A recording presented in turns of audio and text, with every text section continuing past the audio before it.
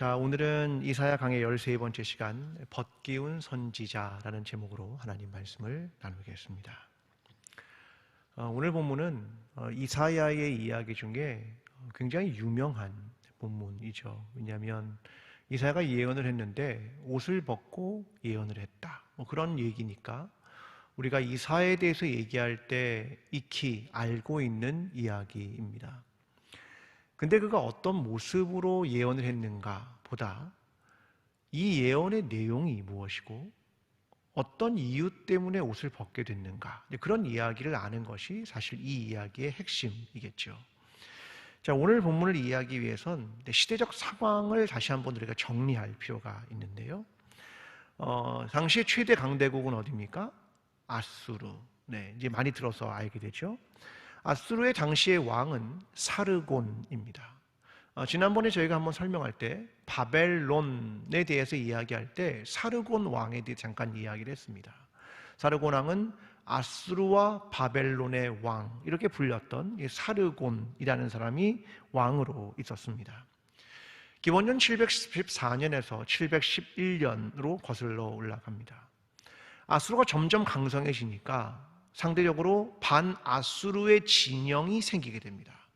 이 반아수르를 대표하던 게 누구냐면 아스돗이라는 나라입니다.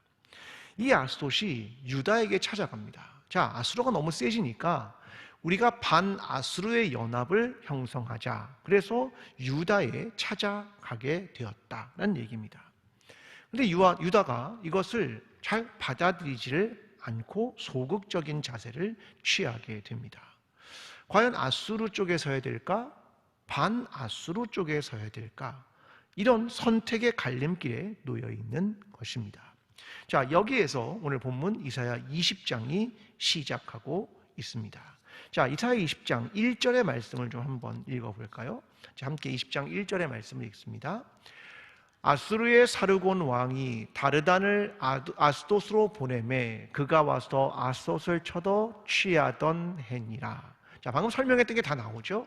아수르의 사르곤 왕이 아스돗의 사람을 보내서 점령을 했다. 누굴 보냈냐? 다르단을 보냈다. 다르단은 아수르의 최고 사령관을 일컫는 말입니다. 그러니까 아수르의 최고 사령관을 보내서 이 아스돗이라는 나라를 점령하게 되었다. 여기서부터 역사적인 이야기가 시작되면서 이제 하나님의 예언이 시작이 됩니다.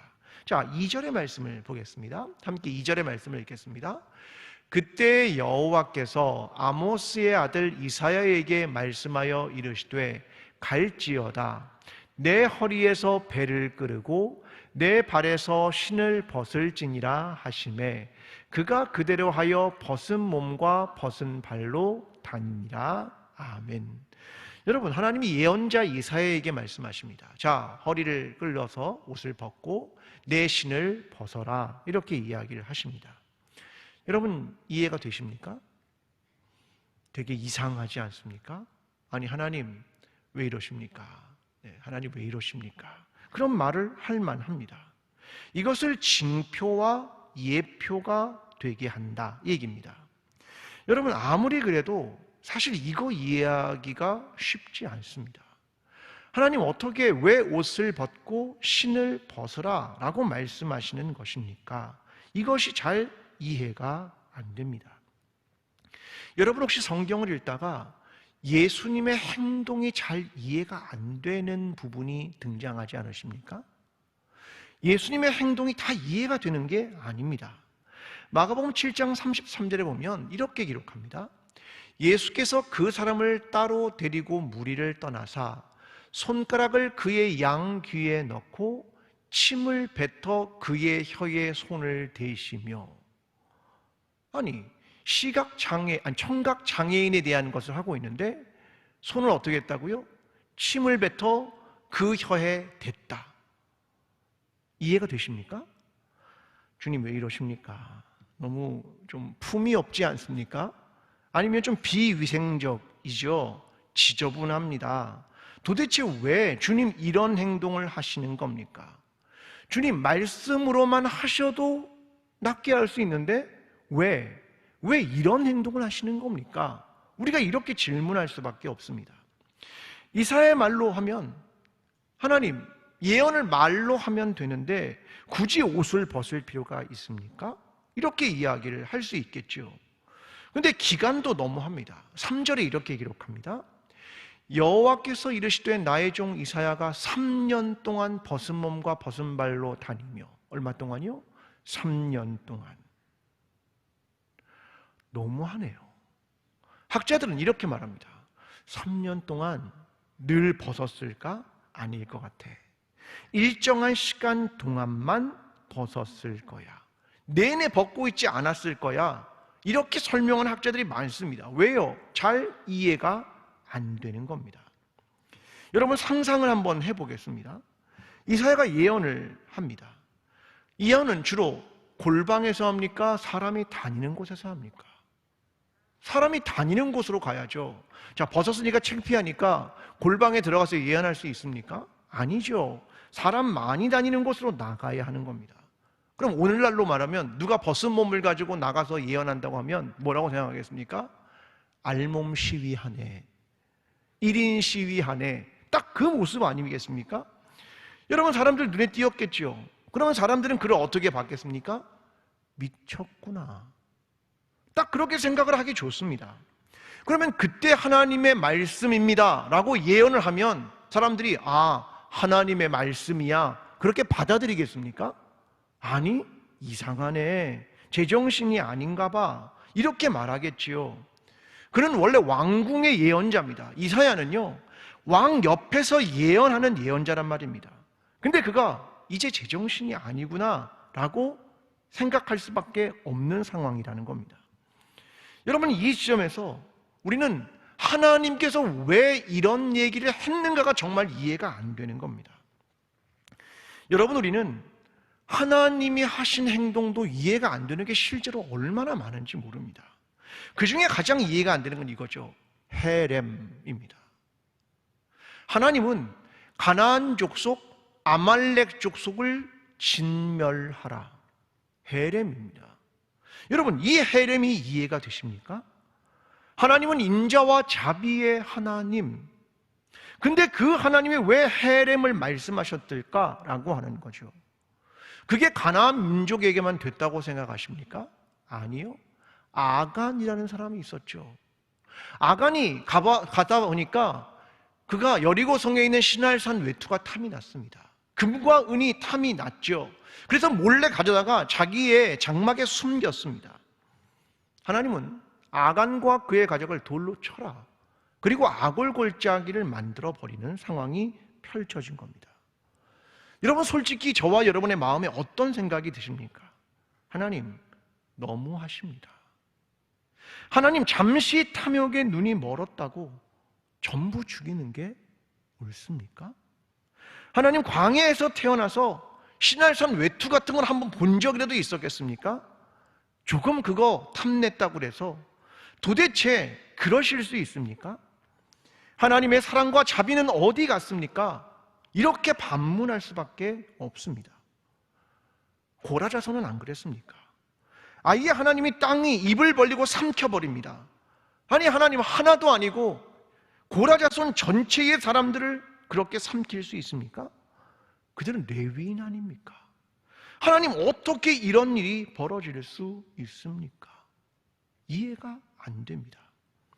여러분 신약시대의 아나니아와 삽비라의 얘기는 이해가 되십니까? 아니 전 재산을 드렸습니다. 전 재산. 그런데 일부를 조금 숨겼습니다. 하나님 먹고는 살아야 될 거 아닙니까? 그거 뭐 그리 대단하겠습니까? 거짓말 조금 했는데 아니 어떻게 그 자리에서 즉사한단 말입니까? 하나님 그래도 그리스도인 아닙니까? 이렇게 말하고 질문할 수밖에 없습니다. 여기에는 가나안인도 유대인도 그리스도인도 관계가 없습니다. 여러분 여기서 보여주는 하나님 모습은 너무 잔인합니다. 무자비합니다. 하나님의 인자와 사랑도 없습니다. 하나님의 모습이 맞습니까?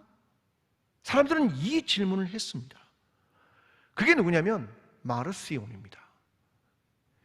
주후 80년에서 160년 사이에 있었던 이단입니다. 이 마르시오는 이렇게 생각했습니다.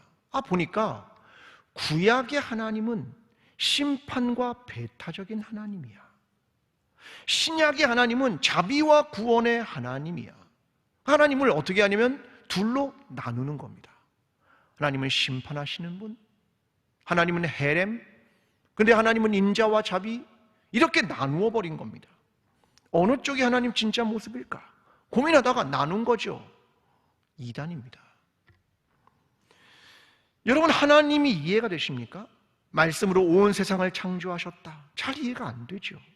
동정녀의 몸에서 나셨다. 이것도 이해가 안 되고, 하나님이 인간의 손에 의해 고난을 당하시고 십자가에 죽으셨다. 이것도 이해가 안 됩니다. 근데 여러분, 저와 여러분의 삶은 이해가 되십니까? 안 됩니다. 착하고 바르게 살려는 사람이 계속 가난에서 벗어나지 못합니다. 악하고 불의한 사람들은 성공하고 부를 누리게 됩니다. 이해가 되십니까? 광복을 위해 노력하고 헌신한 사람들, 생명을 버린 자의 후손은 가난하게 살고, 친일파로 일본의 권력에 붙었던 사람들의 후손은 부와 권력을 누리며 살아갑니다. 이해가 되십니까? 삶이란 이해되지 않는 일투성이입니다. 그래서 욥기라는 책이 있는 겁니다. 의인의 고난, 이해가 안 된다는 겁니다. 여러분, 때로는 남편도 이해가 안 되고, 아내도 이해가 안 되고, 내 자녀도 이해가 안 되고, 내 친구도 이해가 안 되고, 내 인생도 이해가 안 되고, 고난도 이해가 안 되고, 병에 걸린 것도 이해가 안 되고, 하나님도 이해가 안 됩니다. 오늘날 우리는 과학의 시대를 살아갑니다. 입증이 되어야 진리다, 이것을 믿는 시대를 살아갑니다. 그래서 이해가 중요합니다. 이해가 안 되면 잘 믿어지지 않습니다. 여러분, 그런데 사람들은요, 가만히 생각하면 어디까지가 이해가 되는 거냐면 자기의 그릇만큼 이해가 되는 겁니다. 내 지식만큼 이해가 되는 거고, 내 경험만큼 이해가 되는 거고, 내 믿음만큼 이해가 되는 겁니다. 어릴 땐 솔직히 부모님이 이해가 안 되는 거 많았죠. 근데 부모가 되거나 보니까 부모님이 왜 그랬는지 이해가 되는 것도 있습니다. 내가 그만큼 성장했고 그만큼 경험을 가졌기 때문이고, 그 자리에 가보면 이해가 되기도 합니다. 그런데 인간이 아무리 이해의 그릇을 크게 가져보려 해도 다 이해할 수 없는 것 같습니다. 결국 이해의 한계를 갖게 됩니다. 이해의 한계의 영역을 넘어서면 믿음의 영역으로 들어가는 것 같습니다. 이해의 영역을 넘어 믿음의 영역으로 가는 것. 저와 여러분이 때로는 다 이해가 되지 않을 수도 있습니다. 그 사람이 이해가 되지 않기도 하고, 그러한 상황이 이해가 안 되기도 하고, 때로는 하나님이 이해가 안 되기도 합니다. 여러분, 그러나 우리가 다 이해는 안 된다 하더라도 하나님에 대한 신뢰, 하나님에 대한 믿음, 이것을 놓치면 안 된다고 생각합니다. 내 지체와 친구, 그가 나의 지체이며 친구라고 하는 기본적인 신뢰와 믿음, 이것을 지켜나가야 한다고 생각합니다. 여러분, 믿음이란 그런 겁니다. 다 이해가 안 돼도 하나님에 대한 믿음, 그분에 대한 신뢰, 그가 하나님이라는 사실, 그리고 내 친구와 내 지체와 내 가족, 다른 게 다 이해가 안 되더라도 그 사람에 대한 믿음과 신뢰, 이것을 놓쳐서는 안 된다는 겁니다. 오늘 저와 여러분의 삶이 하나님에 대한 믿음, 하나님에 대한 신뢰, 그리고 우리 서로에 대한 믿음, 그 신뢰를 놓치지 않으며 붙들며 살아가는 저와 여러분의 신앙이 되기를 간절히 기도합니다. 여러분, 본문 3절로 하겠습니다. 자, 3절의 말씀을 함께 읽어보겠습니다. 여호와께서 이르시되 나의 종 이사야가 3년 동안 벗은 몸과 벗은 발로 다니며 애굽과 구스에 대하여 징조와 예표가 되었느니라. 자, 하나님은 이사야에게 단순한 예언을 시키지 않고 옷을 벗기고 벗은 몸과 벗은 발로 예언하라고 말씀하십니다. 여러분, 이사야의 입장이 한번 돼보시면 좋을 것 같습니다. 자, 내가 이사야입니다. 하나님이 3년 동안만 벗어라, 그리고 예언해라 라고 말씀하셨습니다. 여러분, 하시겠습니까? 난 하겠습니다. 한 분은 하십니다. 네, 대단한 거죠. 네. 자, 보십시오. 조금 생각해보면 이런 겁니다. 개인적인 입장에서 하나님이 너무 고려를 안 해주는 거 아닌가? 그런 생각을 할 수밖에 없습니다. 자, 4절에 보면 이런 말을 합니다. 젊은 자나 늙은 자가 다 벗은 몸과 벗은 발로 볼기까지 드러내어 애굽의 수치를 보이리니. 자, 여기에 이걸 벗은 몸과 벗은 발이 되면 갖게 되는 것이 무엇인가를 표현하는 단어가 등장합니다. 수치입니다. 솔직히 하나님께서 저와 여러분에게 이런 일을 시키신다면 우리가 갖게 되는 거 뭐냐면, 못하는 이유는 수치심 때문에 그렇습니다. 첫째는 내 개인적인 수치심이죠. 하나님이 인격을 보호하시면서 예언을 시키셔야 되는 거 아닙니까? 하나님, 내 개인적인 수치심이 있잖아요 라고 말할 수 있겠죠. 두 번째는 이거죠. 사람들이 보는 눈. 내가 예언자인데, 내가 왕궁에서 예언하는 예언자인데 사람들이 미쳤다고 말하고, 오늘날로 말하면 이렇게 말하겠죠. 관종인가? 그런 말을 할 수도 있습니다. 이미 품위가 없어졌습니다. 사람들이 욕할지도 모릅니다. 그의 예언이 사람들의 귀에 들릴까? 저는 안 들릴 것 같습니다. 이사야가 말하는 예언이 사람들에게 정말 그래, 저게 하나님 말씀이야, 그렇게 사람들은 생각하지 않을지도 모릅니다. 옷이란 인간의 수치를 가리는 거죠. 무화과 잎으로 시작을 했고 가죽옷을 입혀주신 것, 이 수치를 가리는 겁니다. 근데 이사야의 벗은 몸과 벗은 발은 수치입니다. 구약에는 이와 비슷한 이야기들이 전개되고 오는 곳이 있습니다. 신을 벗긴다, 이런 표현들이 등장하는데요, 신명기 25장 9절이 이렇게 말합니다. 그의 형제의 아내가 장로들 앞에서 그에게 나아가서 그의 발에서 신을 벗기고 그의 얼굴에 침을 뱉으며 이르기를, 그의 형제의 집 세우기를 즐겨 아니하는 자에게는 이같이 할 것이라 하고. 자, 뭘 얘기하고 싶은 거냐면, 이스라엘은 계대 결혼이라는 게 있습니다. 그러니까 내 형이 있고 동생이 있는데, 형이 형수하고 결혼을 했는데 형이 먼저 죽었습니다. 근데 자녀가 없어요. 그럼 어떻게 합니까? 동생이 들어가서 형수와의 사이에서 아들을 낳아주는 것, 이것을 말하는 겁니다. 근데 만약 동생이 그거 하기를 싫어해서 나 못합니다 라고 말한다면 신발을 벗기고 얼굴에 침을 뱉어라. 형의 후손을 이어주지 못한 너 그거 부끄러운 일이야. 이것을 하기 위해서 했던 겁니다. 이게 신을 벗기우는 자의 집이다, 그런 말입니다. 여러분, 예수님의 경우도 사람들이 옷을 벗깁니다. 마태복음 27장 28절, 그의 옷을 벗기고 홍포를 입히며. 옷을 벗깁니다. 로마 군병들이 예수님 옷을 벗기죠. 다른 말로 하면 사람들이 하나님의 옷을 벗깁니다. 하나님이 가리려고 했던 걸 사람들이 수치를 드러내는데 하나님의 수치를 드러냅니다. 십자가형이란 원래 옷을 주지 않습니다. 그래서 아래서 옷을 나눠 가졌잖아요. 속옷은 제비 뽑아 가졌고. 왜? 십자가에 달리는 사람은 옷으로 어디든 가리지 않습니다. 수치심을 극대화하는 겁니다. 부끄러움 혹은 수치심이라고 하는 것은 자기 평가적 감정이라는 말을 씁니다. 내가 수치스럽다, 내가 부끄럽다, 이 말은 자기가 자기를 평가하는 감정이라는 말입니다. 자, 이건 누군가가 줄 수 있는 게 아니라 내가 스스로 생각한다, 이런 말입니다. 자, 이걸 두 가지로 그런데 이렇게 나누더라고요. 자괴성 부끄러움, 이게 뭐냐면 자기 행위가 내가 나름대로 정해놓은 내 내면의 기준이 있습니다.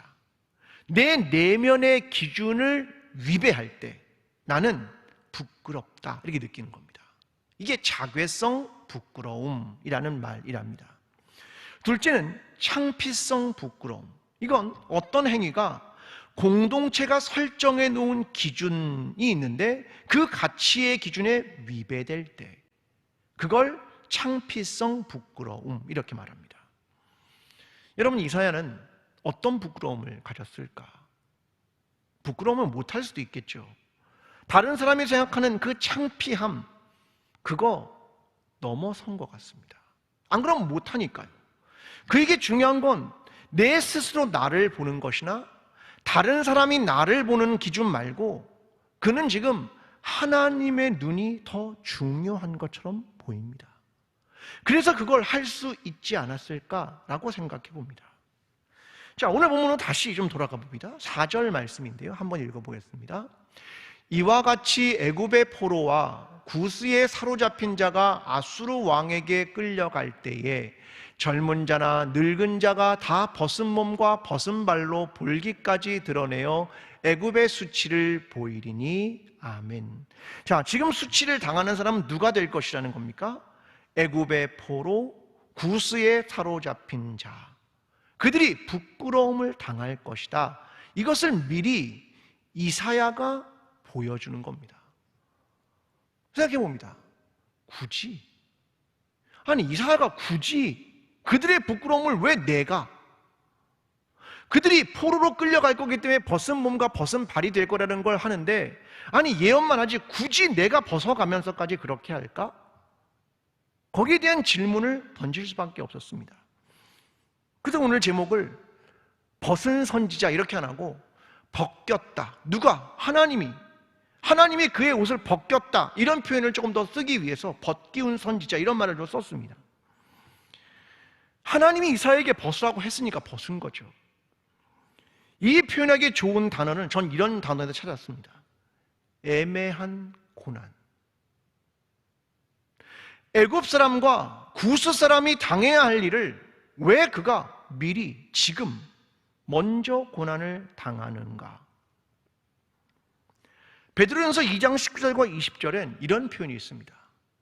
부당하게 고난을 받아도 하나님을 생각함으로 슬픔을 참으면 이는 아름다우나 죄가 있어 매를 맞고 참으면 무슨 칭찬이 있으리요.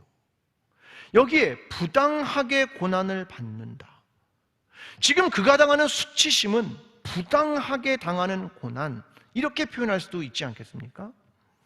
선을 행함으로 고난을 받는다, 그런 표현일 수도 있겠지요. 근데 그런 건 아름다운 일입니다. 오히려 다른 잘못된 일을 하면 안 되지요, 그 얘기를 하는 것이 3장 17절입니다. 베드로전서 3장 17절. 선을 행함으로 고난받는 것이 하나님의 뜻일진데 악을 행함으로 고난받는 것보다 나으니라. 선을 행함으로 고난을 받는 것이 악을 행함으로 고난받는 것보다 낫다. 그건 부당한 일이지, 애매한 고난이지, 그런데 그건 견디면 아름다운 거야. 왜냐하면 베드로 전후서를 쓰고 있는 이 상황이 지금 로마로부터의 커다란 핍박과 박해가 오는 상황이어서 더욱 이런 표현들을 사용하는 겁니다. 여러분, 우리의 삶에서 부당하게 고난을 당할 때도 있고 애매한 고난을 맞이할 때도 있고 선을 행하고도 고난을 당하는 순간들이 있습니다. 그러나 참고 인내하십시오. 이사야가 벗은 몸과 벗은 발로 3년 동안이나 다닌 것을 보고 예수님께서 옷을 벗기운 것을 보고 말입니다. 이사야는 이런 생각을 했겠죠. 이 백성이 다시 하나님의 뜻대로 돌아올 수 있다면, 사람들이 구원을 받을 수 있다면, 이 커다란 대전제들이 있었기 때문에 이사야는 옷을 벗을 수 있었고 예수님은 옷을 벗김을 당할 수 있었던 것은 아니었을까? 오늘때로 우리에게 찾아오는 부당한 고난들, 애매한 고난들, 선을 행하고도 고난을 당하는 순간들이 찾아올지라도 만약 그것을 통하여 하나님의 뜻이 이루어질 수 있다면, 사람들이 회복과 구원을 얻을 수 있다면 기꺼이 그 길을 걸어가는 저와 여러분의 신앙이 되기를 간절히 기도합니다. 여러분, 오늘 유다는 강대국 아수르와 반아수르 연합 사이에서 갈팡질팡합니다. 어느 쪽에 서야 할까? 그 고민이 됐겠죠. 그런데 반아수르의 사람들이 이제 도움을 요청했던 나라가 구스와 애굽이었습니다. 구스는 에티오피아고 애굽은 이집트입니다. 어느 쪽이 더 힘이 셀까? 반아수르의 연합, 그들이 아수르를 이길 수 있다면 그들에게 기대야 하는 게 아닐까? 이런 생각을 유다가 했겠죠. 자, 오늘 본문 5절은 이렇게 말합니다. 함께 읽습니다. 그들이 바라던 구스와 자랑하던 애굽으로 말미암아 그들이 놀라고 부끄러워할 것이라. 아멘. 너는 구스를 바라고 애굽을 자랑했다. 너는 그들을 의지하면 될 거라고 생각했다. 그런데 그렇게 안 된다는 말입니다. 6절의 말씀입니다. 함께 읽어보겠습니다. 그날에 이 해변 주민이 말하기를 우리가 믿던 나라 곧 우리가 아수르 왕에게서 벗어나기를 바라고 달려가서 도움을 구하던 나라가 이같이 되었은즉 우리가 어찌 능히 피하리요 하리라. 아멘. 여기서 해변 주민들이 하는 말입니다. 이게 누구냐면 아스돗 거민입니다. 그러니까 아수르의 대표에 섰던 아스돗 거민, 다 망했잖아요. 그들이 생각한 거죠. 우리가 아수르 연합군을 만들면서 구스와 애굽의 도움을 요청했고 그들을 믿었고 그들을 자랑했다. 그런데 안 되더라.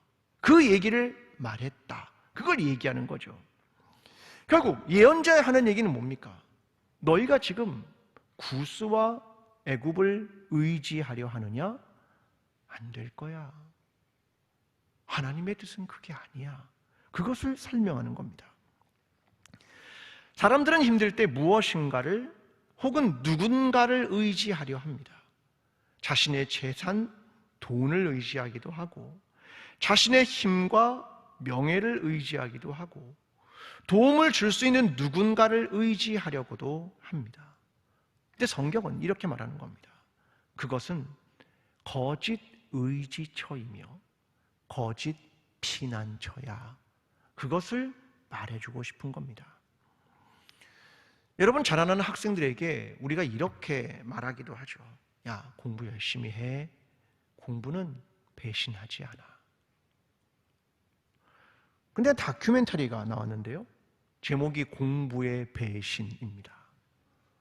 열심히 공부를 하면 야, 너 잘 될 거야 이런 얘기잖아요. 근데 실제로 중학생들에게 중요한 건 뭐냐면 어느 고등학교를 가느냐의 문제랍니다. 과학고 갈래? 외고 갈래? 특목고 갈래? 이런 문제이죠. 거기에 가면 그 다음은 대학을 가게 됩니다. 여러분, 대학에 가니까 아이들이 서로가 분류하기 시작합니다. 넌 어떻게 들어왔니? 정시야? 수시야? 기회균등? 지역균등? 뭐로 들어왔어? 그거에 따라 아이들을 서로 분리합니다.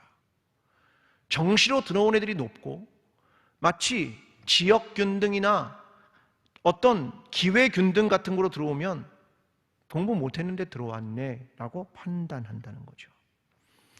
대학에 들어오면 끼리끼리 모입니다. 과학고 다니는 애들, 외고 다니는 애들. 선배들이 끌어줍니다. 아이들이 거기서 자괴감을 느끼죠. 같이 학교를 다니고 좋은 학교를 다니는데 서로가 어느 고등학교 나왔는지 무엇으로 대학을 들어왔는지를 가지고 차별한다는 겁니다.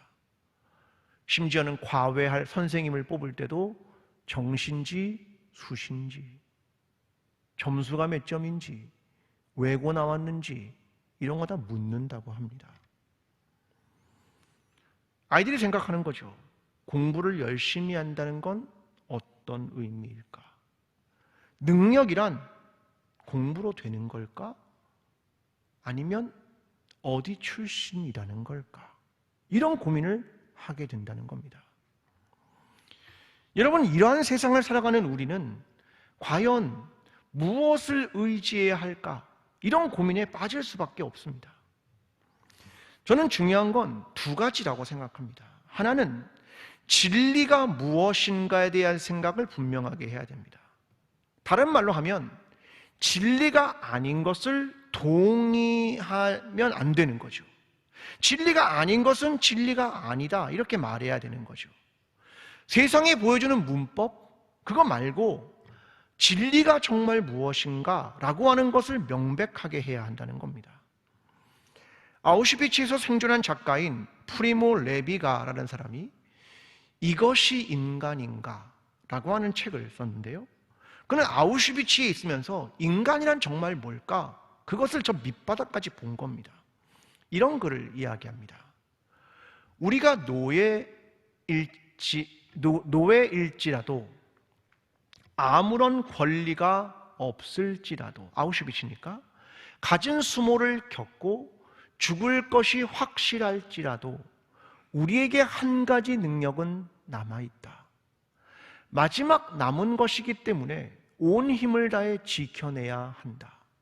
그 능력이란 바로 그들에게 동의하지 않는 것이다. 이거 굉장히 묵직합니다. 내가 아무런 권리가 없고 비인간적이고 노예이고 모든 걸 다 빼앗겨도 마지막까지 뺏기지 않을 건 뭐냐면 그들이 지금 우리에게 행하고 있는 것, 거기에 동의하지 않는 것이다. 비진리에 동의하지 않는 것이다. 그걸 말하는 겁니다. 이게 굉장히 중요한 것입니다. 신념이기도 하고 용기이기도 합니다. 또 하나 우리에게 전 중요한 게 있다고 생각합니다. 하나님을 피난처로 삼는 것입니다. 여러분, 하나님을 피난처로 삼아야 하는 건 알겠는데 솔직히 쉽지가 않죠. 첫 번째 이유는 왜 쉽지 않냐면 하나님이 보이지 않기 때문입니다. 하나님을 믿는 것 자체가 쉽지 않기 때문입니다. 아수르, 아스돗, 구스, 애굽 다 눈에 보이는 존재죠. 그런데 하나님은 보이지 않습니다. 그래서 어려운 겁니다. 또 하나는 이런 이유겠죠. 하나님은 기적을 행하시면서 일하신다는 겁니다. 우리는 일상을 살아가는데 하나님은 기적을 행하시는 하나님으로 느껴지는 거죠. 그래 더 가까이 있는 존재가 더 큰 영향을 줄 수 있다고 판단하기도 합니다. 하나님은 보이지 않고 멀리 있고 확률이 낮은 기적으로만 일하신다.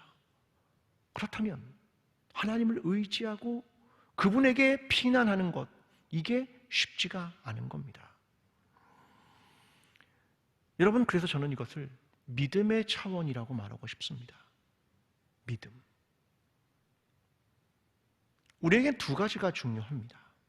하나는 비진리를 아닙니다 라고 말하는 신념, 또 하나는 하나님에 대한 믿음.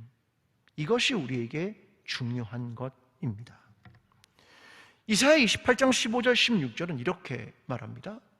우리는 사망과 언약하였고 스월과 맹약하였은즉 넘치는 재앙이 밀려올지라도 우리에게 미치지 못하리니 우리는 거짓을 우리의 피난처로 삼았고 허위 아래에 우리를 숨겼음이라 하는도다. 그러므로 주 여호와께서 이같이 이르시되 보라, 내가 한 돌을 시온에 두어 기초를 삼았노니 그 시험한 돌이요 귀하고 견고한 기초돌이라. 그것을 믿는 이는 다급하게 되지 아니하리로다. 이 얘기는 뭐냐면 우리가 거짓을 피난처로 삼았다. 허위 아래 우리가 숨었다. 너희가 의지하는 거 다 거짓을 오늘 의지하고 있다. 허위 아래 숨어 있다. 그런데 한 돌을 시온에 두어서 하나님께서 거룩한 건축가가 되시고 그 돌을 기초로 삼으시고 그 돌은 누구에게는 거치는 돌이 되지만 누구에게는 귀하고 견고한 기초돌이 될 거야. 그 얘기를 하시는 겁니다.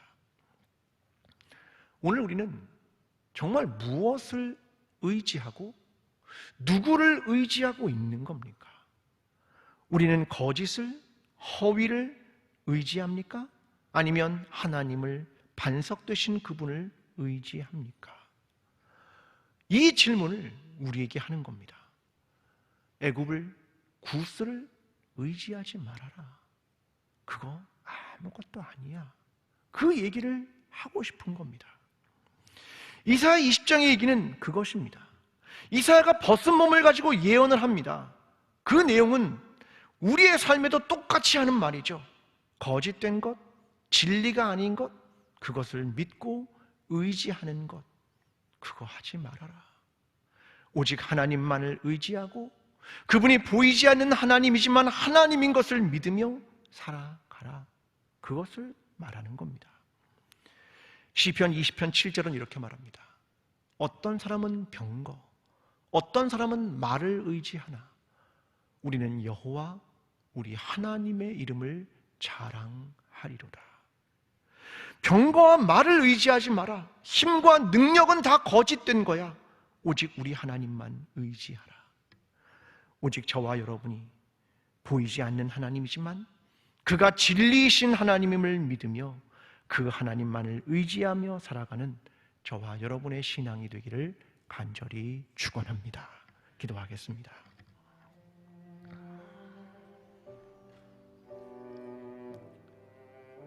하나님, 우리가 의지했던 것들이 있었습니다. 내 힘, 재물, 권력, 지식, 경험, 관계, 사람들의 시선, 하나님 모두 사라지는 것들인데, 영원한 것도 아닌데 우리가 그것들을 붙들었습니다. 주님, 우리의 죄악을 용서하여 주시고 다시 돌아오게 하여 주시옵소서. 함께 기도하겠습니다. 참 사랑하는 하나님 아버지, 때로는 우리가 하나님도, 하나님의 말씀도, 하나님의 행동도, 우리의 삶을 이끄심도, 우리에게 찾아오는 고난도 다 이해할 수는 없습니다.